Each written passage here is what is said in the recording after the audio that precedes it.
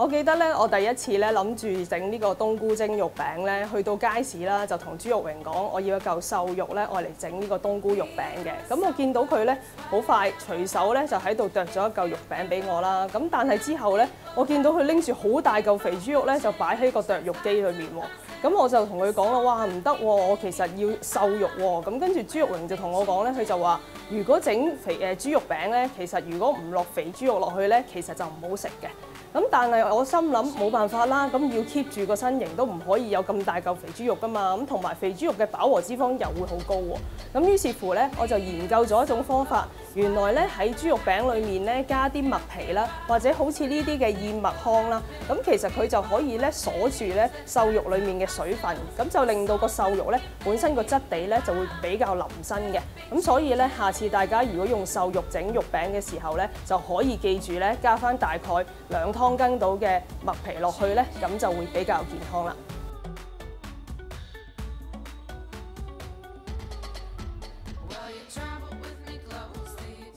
咁我今日咧就揀咗咧用呢個冬菇咧去整呢個肉餅嘅。咁平時咧好多朋友咧都會諗住點解會揀冬菇唔揀其他嘅食材咧？因為其他嘅食材好多時就會揀下梅菜啊或者榨菜啦。咁但係梅菜同榨菜咧都會比較高鈉質嘅。咁所以我今日咧為咗煮一個比較健康啲嘅肉餅咧，咁所以咧我就揀咗用冬菇咯。咁首先咧，我哋就將啲冬菇係切咗個頂啦。咁跟住我哋就會將佢切細粒先嘅。咁我哋切完啲冬菇粒之後咧，咁我哋就可以處理個瘦肉啦。咁個瘦肉咁記得啦，買嘅時候啦就同翻阿朱玉榮講啦，你要瘦肉就 OK 嘅啦。當然整之前就洗乾淨翻嚿瘦肉啦，咁將佢輕輕咁切片啦。咁剁咗肉片之後咧，咁可以將佢切翻再細粒少少先至攞去再剁啦。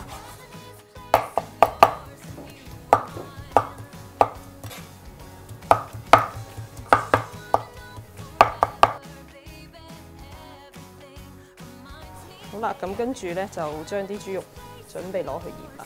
咁我哋會落翻啲豉油啦。另外咧，等佢香少少咧，我哋都會落翻1茶匙嘅麻油嘅。咁最後咧就落翻啲嘅胡椒粉啦。咁將佢醃好先。咁咧等啲肉咧醃好咗之後咧，咁我哋就要加我哋今日最主要嘅一個主角咧。咁我哋今日嘅主角係咩咧？其實就係燕麥糠咧或者麥皮啦。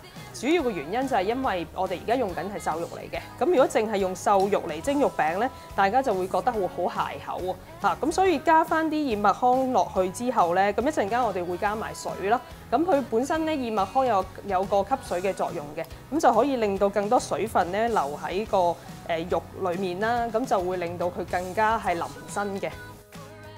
跟住咧，我哋就會落埋冬菇粒啦。咁我哋撈勻咗佢之後咧，咁就可以開咗個火啦，咁就可以攞去蒸噶啦。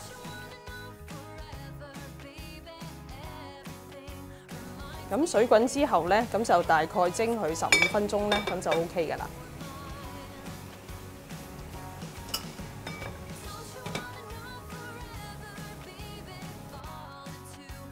咁跟住咧，同佢裝飾下咧，咁就食得噶啦。